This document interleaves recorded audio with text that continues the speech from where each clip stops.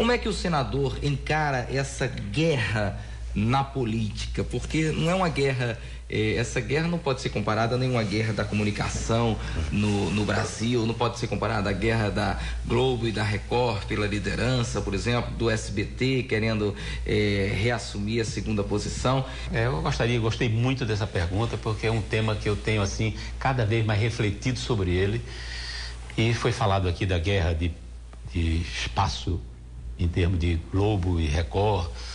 Essa guerra é linda, porque é uma guerra econômica. Pois é. Não é? É uma guerra por espaço econômico. E, lamentavelmente, na Paraíba não se briga por espaço econômico. A Paraíba depende fundamentalmente da política. Razão pela qual as campanhas políticas são tão acirradas e tudo gravita em torno de política. Então, eu acho que a minha grande contribuição na política vai ser tentar mudar esse foco. Vai fazer com que a comunidade, o paraibano, cobre do político o lado econômico também. Aceite a convivência política, os debates políticos, mas fundamentalmente comece a cobrar resultados, comece a cobrar o que é que o senador, o que é que o deputado estadual, federal está fazendo pelo seu estado no campo econômico.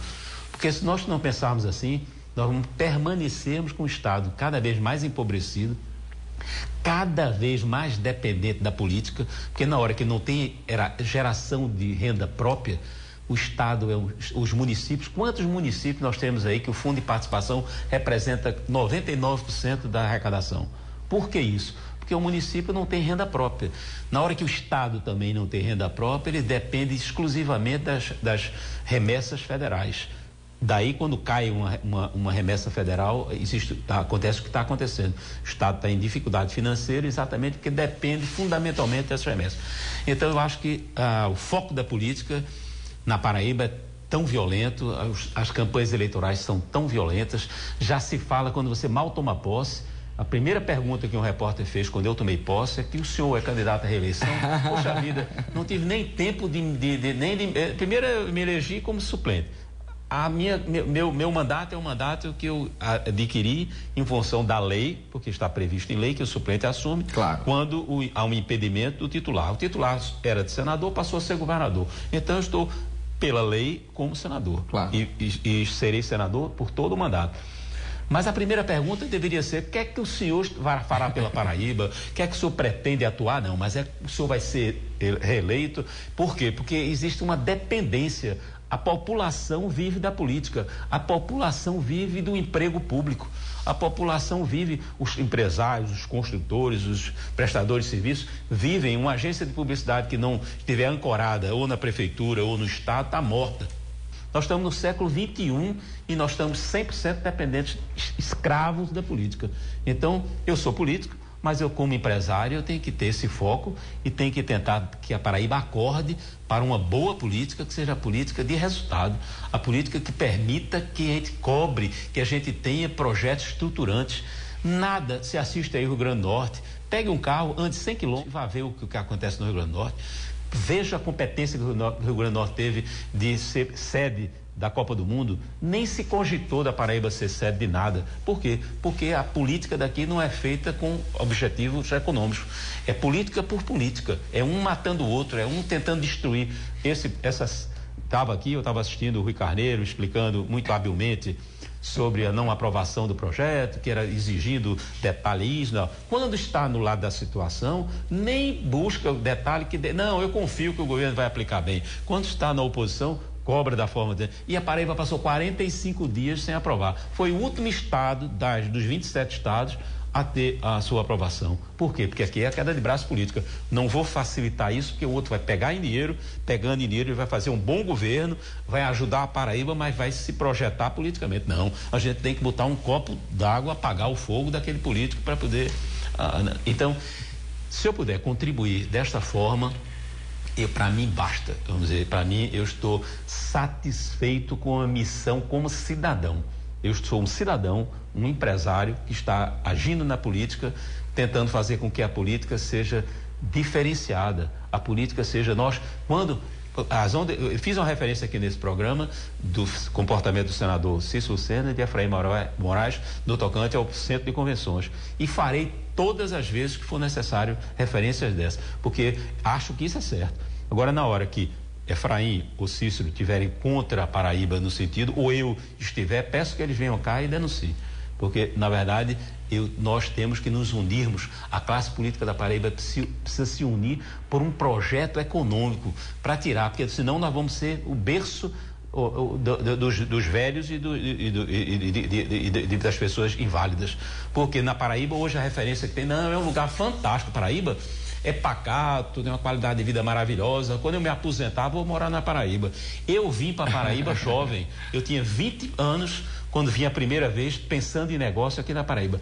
Me mudei de Pernambuco para Paraíba, porque à época o governador João Agripino, eu falei do meu colega senador, o ex-governador João Agripino, ele tinha uma visão extremamente empresarial, ele captava empresários de todo o país para investir na Paraíba. Então eu vim jovem para Paraíba, então eu quero que jovens como eu, idealistas à época, venham para Paraíba. Ótimo, bem-vindos aposentados, bem-vindas as pessoas que queiram vir para a Paraíba, mas não, esses aposentados não trarão a alavancagem econômica da Paraíba. Jovens entusiastas, jovens sonhadores, esses sim alavancarão a economia da Paraíba. Então a Paraíba tem que atrair jovens, atrair empresários. A Paraíba precisa ter uma imagem positiva. Então acho que o grande trabalho paraibano deva ser a autoestima, deva fazer com que a imagem da Paraíba seja lá fora vista da forma positiva e a gente possa atrair, por parte do governo federal e da iniciativa privada, investimentos que viabilizem a economia e se fuja da tendência política, da massa política. Programas nas televisões, se não for político, não tem programa de rádio, tem que ser político, programa de tudo na Paraíba vive da política. E só vive tudo da política porque a Paraíba não tem de que viver, não tem outra razão de viver, não tem economia autossustentada. Então, se não tiver ancorado na política, morre. Então, é por isso que o político aqui é tão valorizado. E o meu medo é que o político se autoalimente isso. Os políticos gostem disso. Porque na hora que não existe... É confortável, né? É confortável. Se eu sou senador, todo mundo procura, Roberto, me arranja um emprego, Roberto, me consiga, Roberto, me consiga isso, Roberto, e assim, para os deputados estaduais, para os vereadores, tudo. Aqui é um estado pedinte, é um estado mendigo. Na verdade, há uma indignação minha por isso. É um estado pedinte. Na verdade, eu não estou sendo procurado para poder criar um incentivo para uma determinada indústria, não. Eu estou, às vezes, sendo procurado... Olha, me arranje, por favor, não sei o que lá, porque foi demitido, eu queria o DAS da não sei o que lá. Por quê? Porque a comunidade, a população vive do empreguismo e vive da política. Na hora que nós nos livrarmos disso, aí esse estado vai ser o estado que vai se desenvolver, como estão se desenvolvendo nossos vizinhos, que têm o mesmo DNA nosso. Não tem por que a Paraíba não se desenvolver, Pernambuco se desenvolver, Rio Grande do Norte se desenvolver, o resto do país se desenvolver.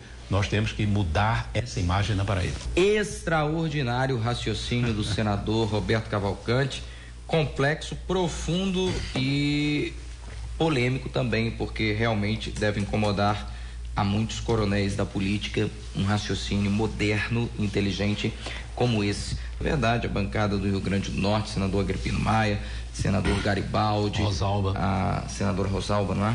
E todos de mão dada lá no Senado. Junto com a governadora Vilma. Todos de mão dada. Cada um tem seus interesses, tem mais acomoda de uma forma, acomoda de outra e tal. Minas Gerais dá uma lição ao Brasil de política do início do Brasil político. Tancredo e N outros. Aécio Neves, habilidoso, cercado de todos. Eu vejo o relacionamento de Aécio Neves com Hélio Costa, que é ministro da Comunicação, do PMDB, Aécio Neves do PSDB, mas os dois, quando se trata de Minas, a bancada de Minas, o ex-governador e senador Azeredo, Eduardo Azeredo, ele também... O mineiro só discorda quando é futebol, que aí um é Atlético, outro é Cruzeiro, outro é América. Aí é guerra. Aí é guerra. Mas quando é o bem econômico de Minas Gerais, todos estão juntos. Então, nós temos que estarmos juntos. A Paraíba é pobre demais, é pequena demais para estar dividida da forma que historicamente sempre teve. A gente vive um clima de 1930. Então, nós estamos, daqui a pouco, faz 100 anos da Revolução de 30 e nós estamos. Então, eu acho que nós temos que nos conscientizar, e a decisão disso vai ser o eleitor, a decisão disso vai ser o paraibano. Diz, não, basta, vamos dar um basta nisso e vamos seguir outros caminhos.